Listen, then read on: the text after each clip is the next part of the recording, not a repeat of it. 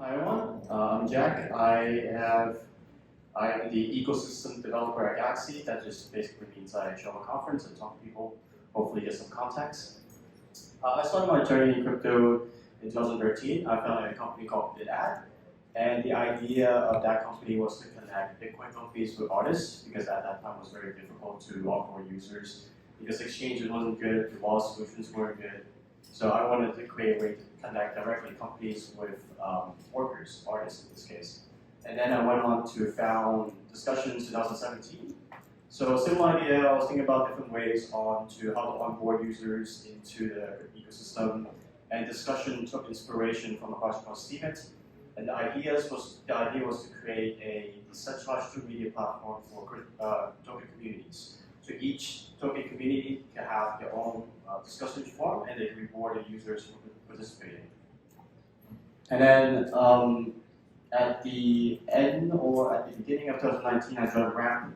Ramp is the leading compliant via on and off ramp, so I had to deal with a lot of lawyers at Ramp. But we work with a lot of the big gaming ecosystems in the space, like Axie Infinity, SoRare. If you're French, you probably heard of SoRare. We work also with DeFi Kingdom, which was one of my personal favorite games. And at that time, gaming was the best way to onboard users, and it still is. It just had gaming sort of taking a downturn since then.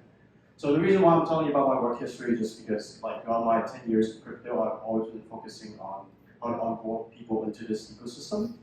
And that's what I'm going to be talking about today. So the talk is ZK Goes Mainstream, Galxe's Vision.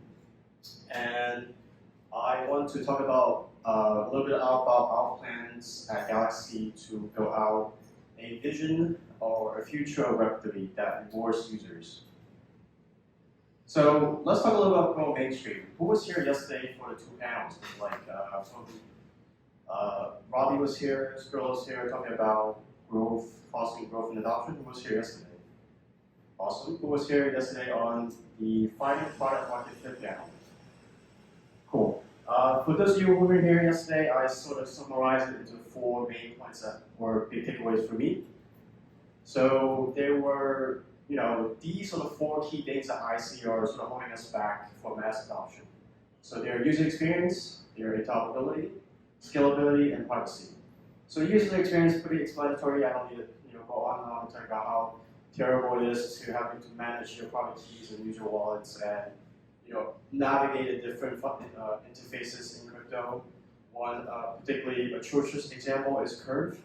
If you ever use Curve, it's a long-way solution. It's Windows 98, right? Interoperability, we have so many different chains, and not only that, we'll have not only different chains, but have different standards on different chains. So getting these chains to work together is quite difficult. So especially if you think about something like gaming, right? Where ideally what you want to do is have the NFT asset on the Ethereum mainnet, which is the most valuable aggregator of value. And you want to have the execution layer, the logic, the game logic, on a different chain where it's faster, cheaper to run these computations. Scalability, again, talking about 15 TBS, about 20 TBS. You want to do gaming, you want to do like high value trading, that's not going to be enough. And lastly, privacy. So this is the area I'm going to be focused on mostly today. And privacy is for the very simple reason that blockchains, as long as they have existed up until now, has always been transparent, right? That's where we get the decentralization. That's where we get the phrase "don't trust, verify," because you have access to all the data, and if you run the computations, you run the order of transactions, you be sure that you arrive at the same results. But because that data is publicly available, and we can see it if you bought a Bored Ape or Pepe or other things that you're not proud of, those are all on chain. So the reason why I say up until now is because now we have this wonderful thing called zero-knowledge proofs. So who here, I'm guessing quite a few of you know what zero-knowledge proofs are. Okay, cool. Who doesn't know what zero-knowledge proofs are? Okay, I'm not going to explain zero-knowledge proofs today. If you want to watch me struggle to explain zero-knowledge proofs, you can catch me later, and we'll have a beer and talk about it. So I just want to talk a little bit about the benefits that zero knowledge proof brings to this ecosystem. You know, we are able to much better align incentives between our stakeholders. We could create personalized experience. We could extract that information about the user without having to compromise the privacy of the user. So zero knowledge proof, in very short, is you're able to verify or prove some piece of information without having to review it.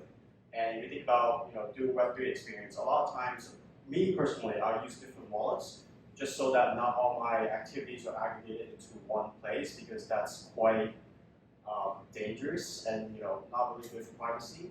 But at the same time, if I want to prove to someone, hey, I'm OG in this space, I've been operating since 2013, how do I prove that without moving my entire wallet list to you guys, right? That you can't really do that. Zero knowledge proofs, you can generate proof on specific on-chain actions or even off-chain actions and have that aggregated into one place, so you could rebuild that reputation without having to compromise your privacy. And also, zero knowledge proofs work across blockchains, so it's not just like you generate one zero knowledge proof, you can't use it on another blockchain. It's sort of a meta layer on top of the blockchains. So that's the ZK part done. So again, I apologize for anyone here that wants to hear me explain zero knowledge proofs. I have a lot of great resources if you want, or if you're interested using to understand the technology. But that's not what we're talking about today. So more accurately, the talk should be ZK enables mainstream Galxe's vision. So let's talk a little bit more about that. Okay. So Galxe, who here has heard of Galxe before? 1, 2, 3. Okay, not bad, not bad. So with Galxe, we're the leading press platform. We help communities grow through gamification. We help set up marketing campaigns where users can earn badges, points, and even cash rewards.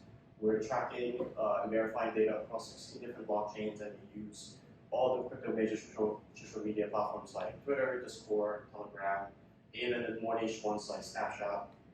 We just integrated Linktree. So if you're on those platforms, you want to start issue credentials through those platforms, we can do that for you. Just some numbers. We've been very successful at what we do. We have about 13 million registered users with 300 daily active users on our platform. We're working with over 3,000 partners, again, across 60,000 blockchains. And due to these partners, we have issued over 100 million credentials. So we're very good at what we do. And here's some of the partners that we work with: Binance, Polygon, Optimism, Coinbase. We did the Coinbase on-chain summer, as well as Scrum, which recently we did a weekend takeover or multi-week takeover, where we highlight different applications building on Scrum. So again, the metrics not there to impress you, it's just to sort of, we are very good at what we do, but that doesn't mean that we don't have concerns. And one of the big concerns is privacy, right? Especially if you're OG in this space. These tasks that require you to reveal the wallet address, they don't make you feel comfortable, right? So we are launching something called the Galxe protocol, which reflects our vision of what we want to build and address some of these data privacy concerns that our users have. So Galxe protocol, again, is a self-sovereign identity solution. The idea is that you own access to your data, and you can share your data in a private and secure way. And the users want to consume those data could have confidence that these data are accurate and verified.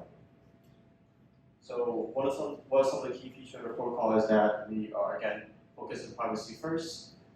We focus on enabling you actually use zero knowledge proof in an everyday setting. So we have very fast proof generations. We're scalable. We have a modular verification and ZK stack design, where in the future, if the new ZK technologies come along the line, we can support those additional zero knowledge proofs as well. Again, we have a flexible credential format, so it's not limited to social media, it's not limited to on-chain actions. While we're working with a number of partners to bring things like work credentials, we're working with auditing firms to bring auditing reports on-chain to help users make better informed decisions about which assets they're purchasing, which I'll go into a little bit later. And again, our goal is to empower the user to own the data and to be self-sovereign in this space. So here's the flow of how it generally works with the Galxe protocol. So you have an issuer, which right now would be. So right now, this would be Galxe. So a user would come and we would issue these users credentials, and the holder could generate proofs to send to verifiers. The verifier could verify the proof and grant access to either reward or a token or an event. So that's just sort of like the simple workflow of how it works. And I want to get into a little bit about how our partners are using. It's still very early stages. We only released the protocol in the beginning of last month. So some of these partners I could disclose, some I could not. But if you recognize any of their graphics, just keep it quiet because again, I don't think we'd be too happy with me sharing that information just yet. But one of the really interesting cases for this is work credentials, right? So again, as someone who's worked in this space for a very long time, I have never had a regular job outside of crypto. I think the only thing I had was like maybe like a lifeguard at a summer pool. So that was the only thing I did like back when I was like 17, 18. We're working right now with Coordinate. Coordinate is a really cool project. They're a bunch of Euro Finance OGs. They want to really help solve the issue of DAOs. Right now, DAOs have this problem where they're very flexible organizations, so people flow in and out of them all the time. And sometimes what happens is that someone might have worked for a DAO for a while, but after they exited, they still are able to sort of present themselves still as a member of the DAO, and that could cause a lot of issues, right? It's this, like, we call it credential fraud because, again, you're not with the company anymore. So, ideally, you were able to, know that, whether or not someone is with a specific project at a certain time. So that's what Coordinate is building. The building calls in Cocoso. It's a soulbound token that basically becomes your on-chain CV. And what we're working with them right now is on these revocable credentials. So they're thinking about issuing credentials based on access to specific email domains. So if you have a work email, for me, I have jack@galxe.com, send me email. So if they issue a challenge to me, I could generate proof to verify that challenge. And their idea is that they're gonna issue periodic challenges, and whenever your access to the email address is been revoked because you left the organization, you will no longer be able to verify proof to satisfy these challenges, and you can nullify those credentials on chain. So again, it gives people and projects a way to verify whether someone is actually with a project, or just he used to work for a project, but he's no longer, and he's only using these credentials to commit fraud. Another really cool thing that we're working on is gaming. I did gaming a lot at Ramp. Again, we work with Axie Infinity, we work with SoRare, DeFi Kingdom. Gaming is still one of the best ways to get people onto the ecosystem because it offers incentives, the users understand digital assets is not a completely alien idea to them. We're working with Fusionists, one of the bigger gaming projects in this space, and we're working with them to build things like trustless leaderboards. So you can have games that want to collaborate with you or collaborate with users, they can have access to a leaderboard that they can verify that this person have played a game, and they can prove that they have a certain skill level within these games without having to, again, reveal the wallet address. So that's what we're working on with Fusionists. Another one of my personal favorites, it's Blank. I can't say the name just yet. We haven't finalized the deal. But they are an auditing platform. They're not an auditing company. What's really interesting is that they are putting audit reports on chain, and they have a set of monitoring tools to make sure that, because smart contracts are upgradable, right? You can get your contracts audited, but a year later, let's say you upgrade your smart contract, that initial audit report issued by the auditor, which they lend their credibility to, because you upgraded in a malicious way, you could upgrade it in a malicious way, it drags down the reputation of those auditing firms.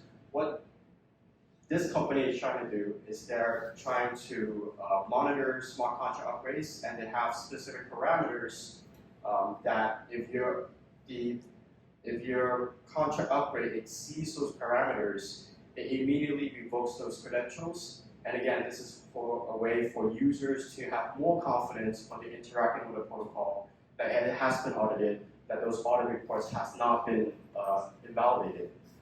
So that's a really cool platform, and what we're building with them is something called proof of audits. So again, this is the idea that auditors would issue a attestation to the smart contracts that's been audited along with a set of parameters, and those parameters are ever violated, that credential will be immediately revoked on chain. So that's another really cool project we're working with. And the last one that's really cool is lending.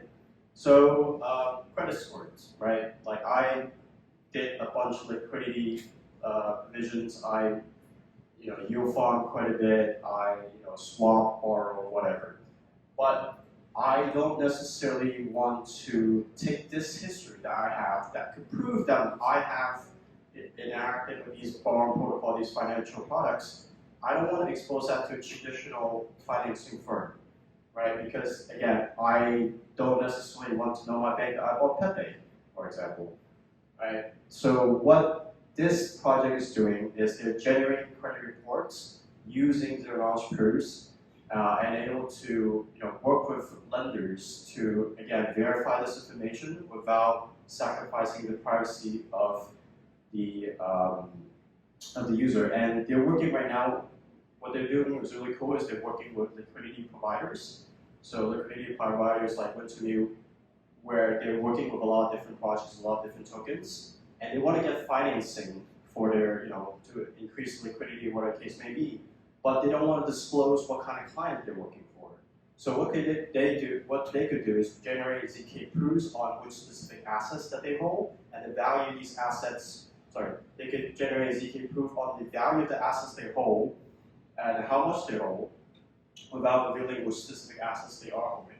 So this is another way to give credibility for the lenders to have confidence that this is a safe bet, but at the same time protect the privacy of the borrowers. So they don't have to reveal all their information, on-chain information. So that's it. That's my presentation. I'm not sure if I took up 20 minutes or maybe I could just drag it on a little bit longer. So again, my talk was about how zero-knowledge proof enables mainstream, and sort of our vision of how we plan to facilitate that through not only our platform, but through our ecosystem partners to really make Web3 a place that is, what we envision it to be, a self-sovereign place, right? That's the whole idea of Satoshi Nakamoto's vision where we all become our own banks. But, we want to push the idea forward to just beyond finances. We want to push to everyday applications like social media. We want to push it to applications like gaming, where the user, they're providing this information, this data to centralized platforms, and the centralized platforms are extracting value from them. And again, we are at Galxe right now. We are doing that too.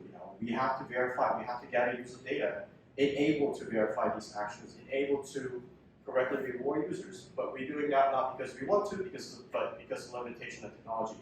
But now with zero-knowledge proof, we can satisfy what we want to do, again, while protecting the privacy of our users. So the next thing I want to do is just to invite you. We're looking for partners. Again, we launched the ecosystem Galxe protocol just last month. We're looking for projects. We're talking to everybody. It doesn't matter if you're building a competing solution. We're talking with industry leaders. Again, our goal is to push this vision forward. We're talking to Polygon ID. We're talking with Disco. And again, if you're building this space, or you have an idea of how you might leverage Galxe protocol. For example, with the auditing platform, I didn't even know that was like a use case. We're just talking with one of my friends working at the company, and said, "Oh, it would be really cool if we could do this." I was like, "Okay, yeah, I think we could." And so, if you have any interesting use cases you'd like to discuss, get in touch with me and join our journey. And that's my presentation, and let's connect.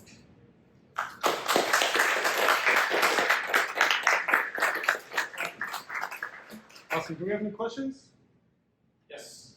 Go ahead and please speak into the microphone, so we're recording. Yeah, I think that's right. Yeah, right behind you. My question is, when you audit a personal company with credit, Yeah. okay?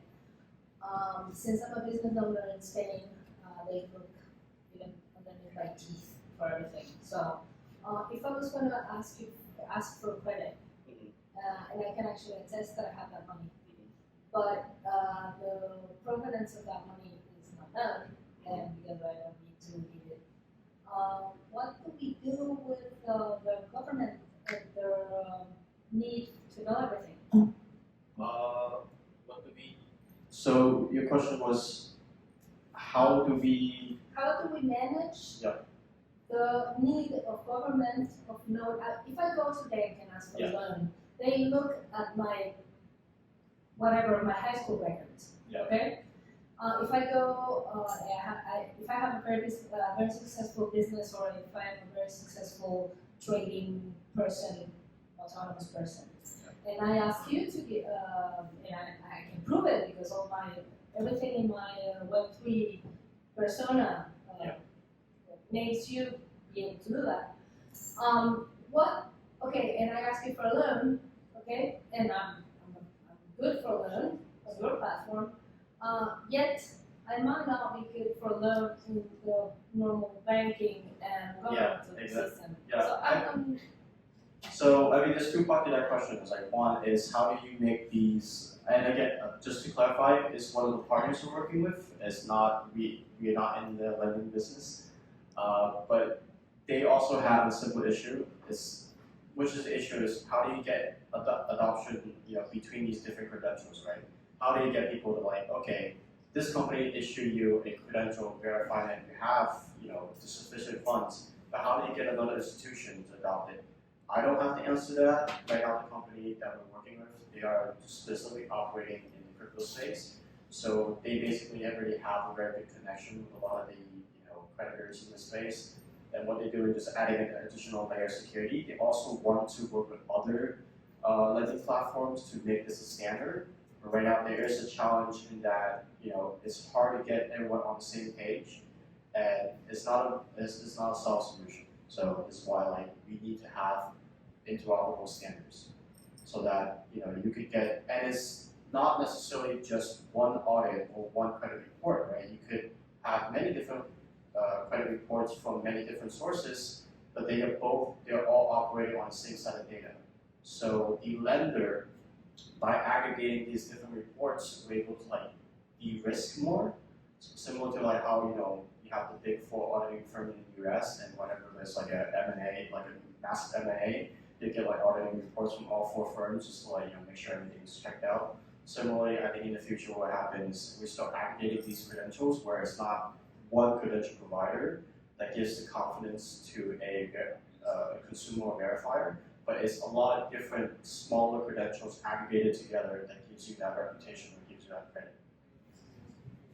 On the government side, I have no idea.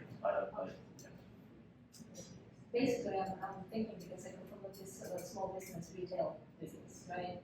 And I also come from Mexico, so I'm pretty sure there's a little narcos out there that have a perfect credit score and have a lot of cash and a lot of money, and you can run them through all the big fours and they'll go clean on the lending platform. Yet they're not clean on whether they come, where they got their money. Okay, this is a very, very broad, very, very dumb case because when a narco is a narco, But in the small businesses, the government normally treats us as if we were all narcos. Yeah, again, I can't speak on the government front. I mean, that's why I try not to work with regulated entities. So. Any other questions? Hey, so you are proving a lot of things coming from multiple different sources. So do you have a universal tool which is proving based on some kind of template, or do you need to create a custom solution, custom circuits for each of the clients and each of the usages, like for example for Twitter and for tweets and for emails? So if you go on the Galxe platform today, and it's kind of misleading because a lot of times people just associate us with a marketing company, which is true. Our biggest use case is marketing. We're very good at that, as I demonstrated before. But what you could do, actually, you could customize the different tasks or the different pieces of data you want to verify. If you look at that, that's basically a template for a credential. So to answer your question, yes, Galxe protocol will support all different kinds of templates. We will have a governance process where we sort of validate and have the community vote on which new credentials will be supported. And then all ecosystem partners go, okay, well, this credential schema makes sense. We'll be supporting it as well. So hopefully that answers your question.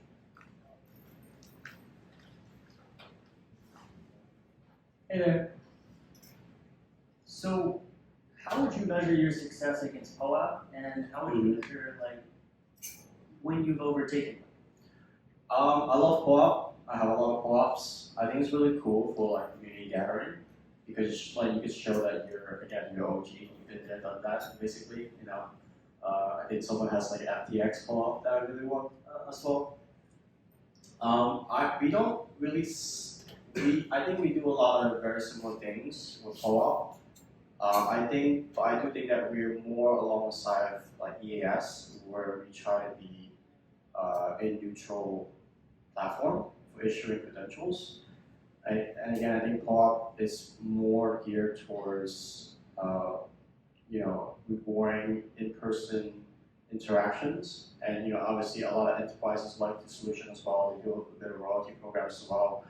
I don't know. I think there's space too. I think, and again, I feel like in the future, like I mentioned, there will be aggregation of these different types of credentials. So you will have your Galxe credentials and you have your POAP credentials, and together that will paint a much more complete picture of who you are as a user. So that's how I would answer that. Any other questions? All right, let's give another big round of applause.